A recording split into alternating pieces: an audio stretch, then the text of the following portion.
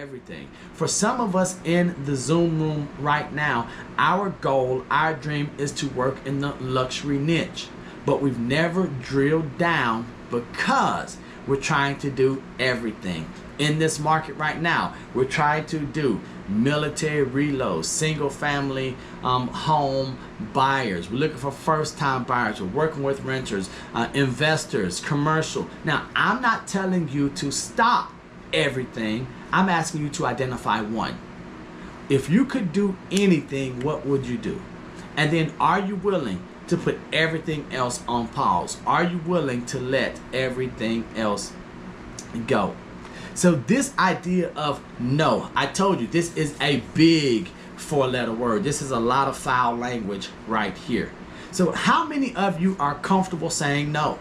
So I am, but I had to learn it. I had to learn after a while that I can't say yes to everything. And I learned that in a hard way because my wife, my son, my health, my relationships, my business was going in the opposite way than I had desired for it to go.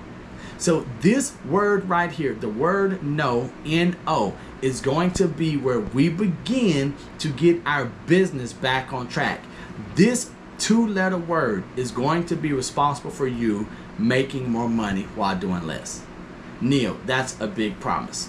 I'm telling you, it is going to happen. So the first thing that we want to do with this word no is we want to vet our calendar. When was the last time you vetted your calendar?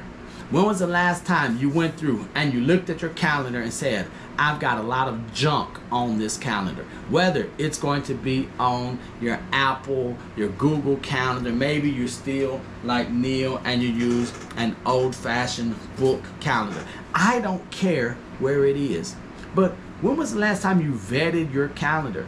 Have you gone in and looked at it and said, this should not be in here?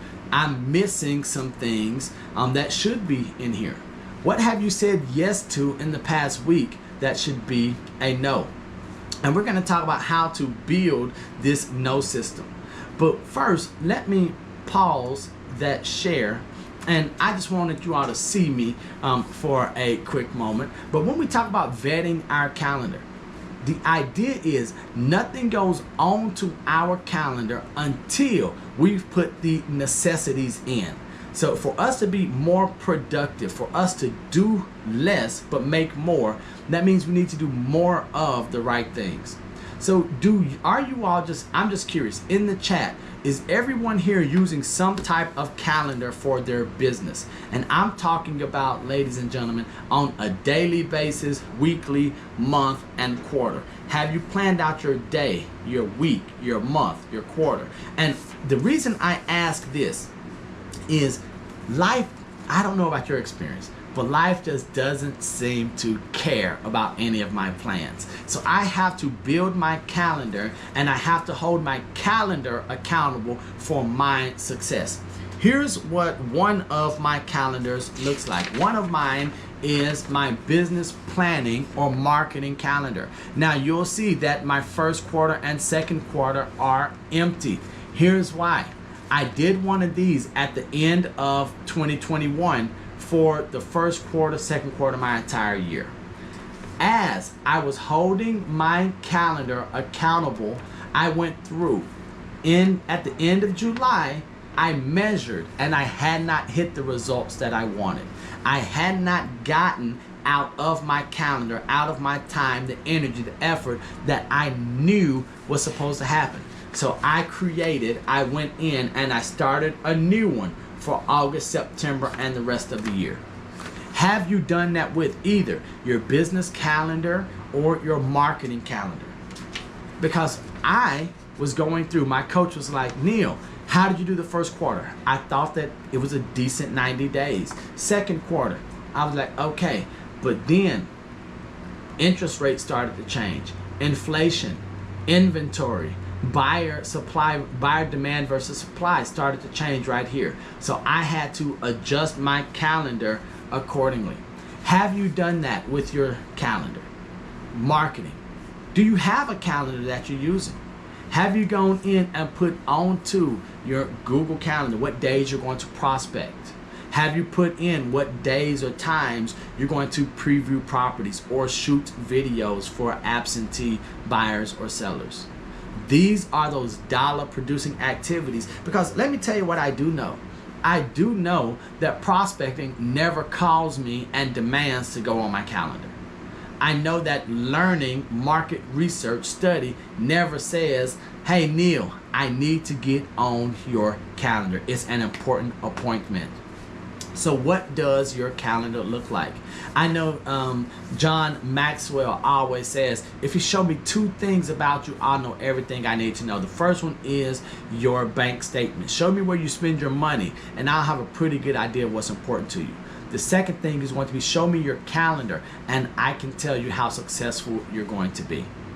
If someone were to look at our calendar right now, is it vetted?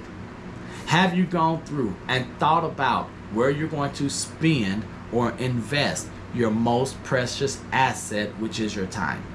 Let me ask you, do you know where you're spending your time? Do you know what you did on Monday, Tuesday, Wednesday? Have you held that time or your calendar accountable to produce results?